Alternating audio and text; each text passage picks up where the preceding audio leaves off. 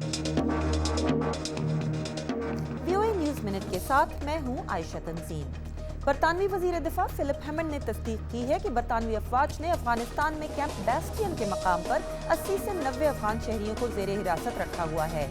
इनमें से 8 अफराद के वकला का कहना है कि उन्हें 14 माह से बिना इल्ज़ाम लगाए रखा गया है। शाम में बरसरे पैकार बागी गिरोहों ने शाम से बाहर अपोजिशन के इत्तेहाद पर सख्त तनकीद करते हुए कहा है कि वो शाम में जारी इनकलाब की नुमाइंदगी करने में नाकाम रहे हैं। फ्रांसीसी पुलिस ने पेरिस में एक फौजी को चाकू मारने के इल्जाम में एक 22 साला शख्स को हिरासत में ले लिया है।